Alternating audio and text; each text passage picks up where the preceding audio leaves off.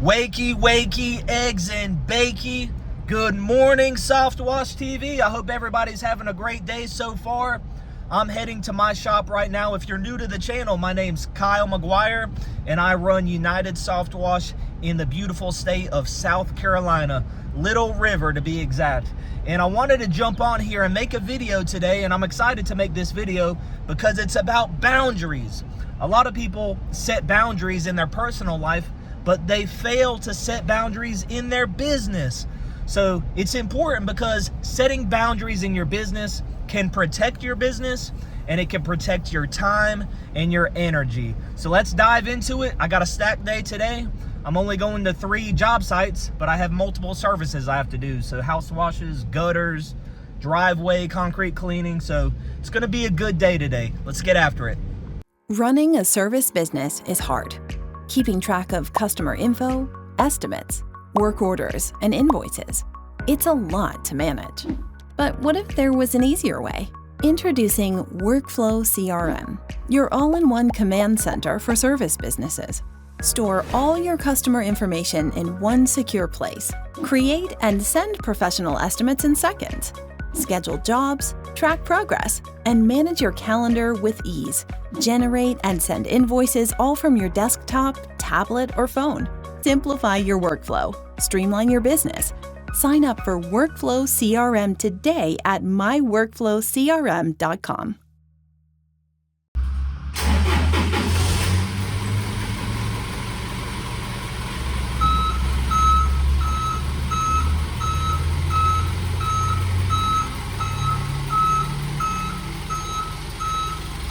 All right, the first thing I want to talk about is the cell phone.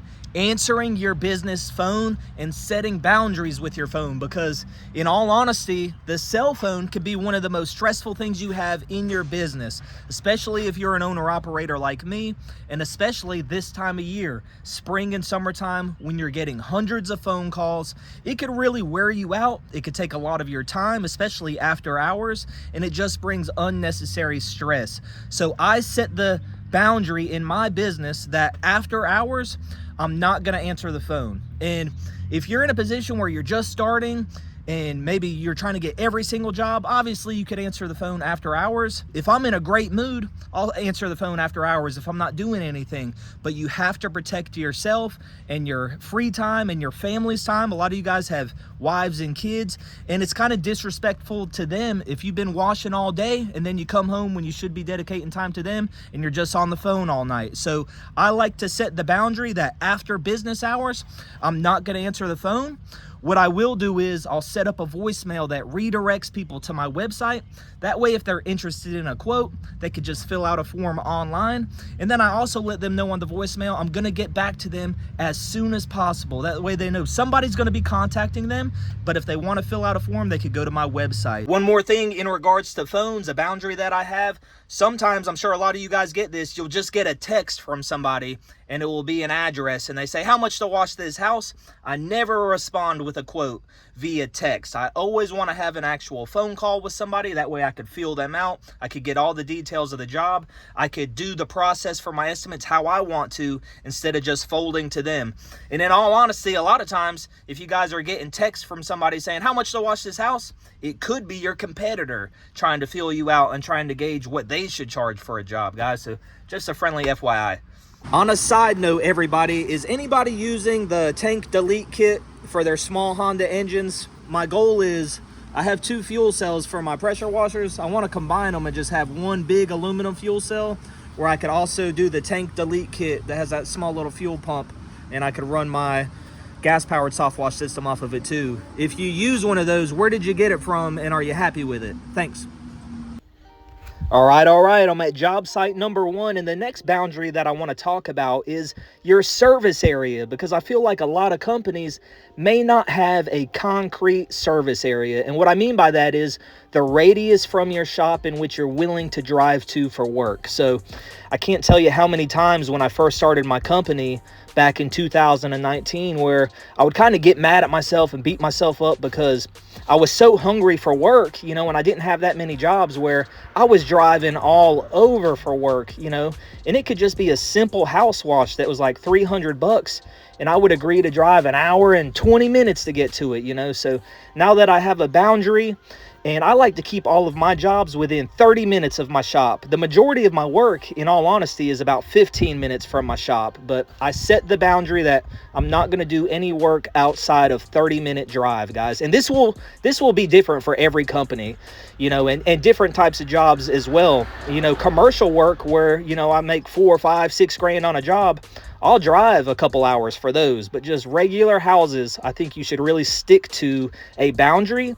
That way you don't beat yourself up down the road and get mad at yourself for agreeing to something that you really don't want. All right, everybody, I just finished up here on job site number 1, just a simple house wash. A lot of mildew and algae on it. Whenever I pulled up, there was another company washing, guys. So they have one of those power line industry trailers. I don't know if y'all know about those. Pretty cool setups, but you got to network, guys. So I went over there, introduced myself. He was washing when I got here, but I just rolled up my hose rails. I'm about to get out of here. He's still hard at it, but nice guy. So it pays to be nice and reach out to some of your competitors in the area just so y'all know each other. And who knows, y'all can hand each other work if some of y'all are booked up or you know there's a job that's too big for you.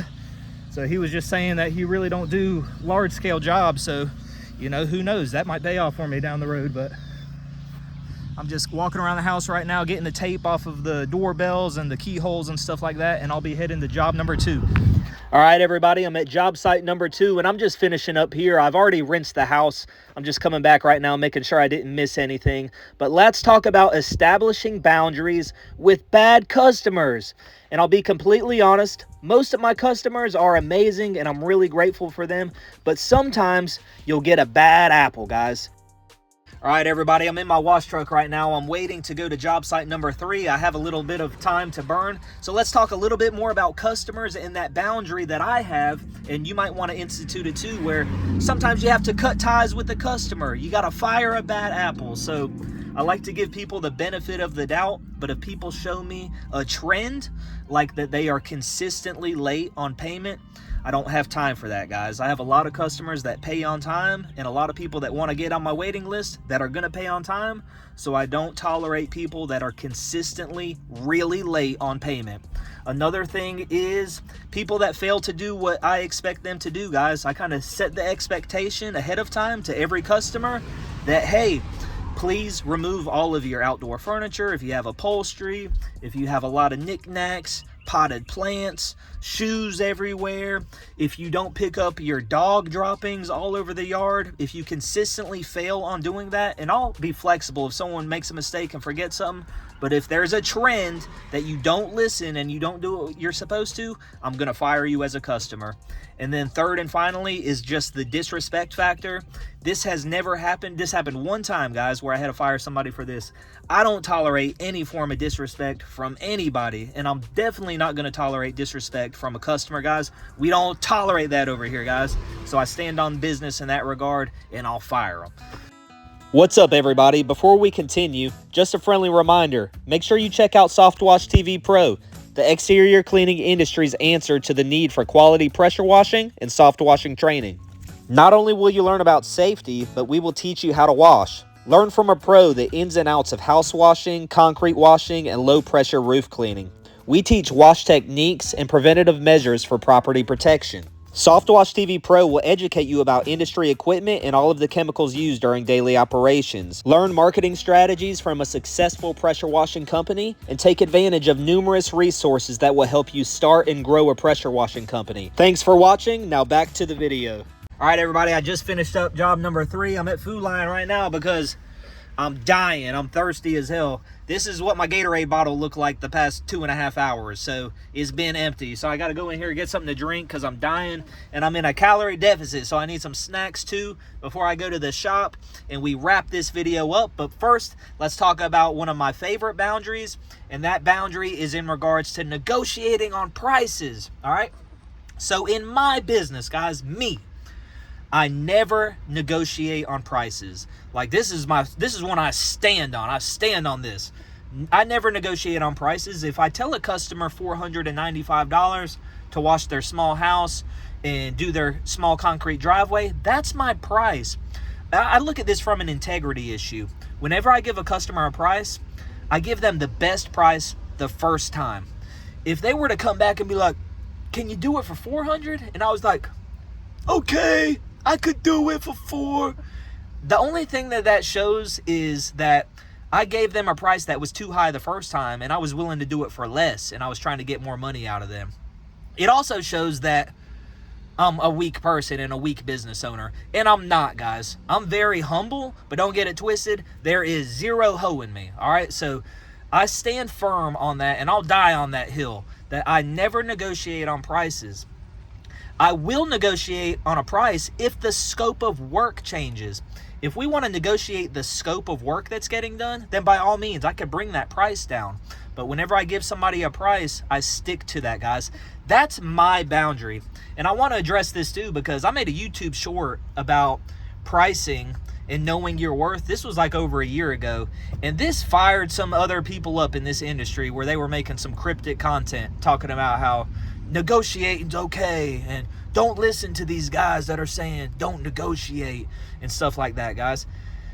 Let me tell y'all something. If y'all don't agree with things that I'm saying, you don't have to implement it in your business. I'm not telling you guys what to do in your company, guys. I just made a video the other day about how success looks differently for everybody, you know, so everybody's going to do things differently. I'm just trying to share with you guys what works for me, and I do not negotiate prices ever.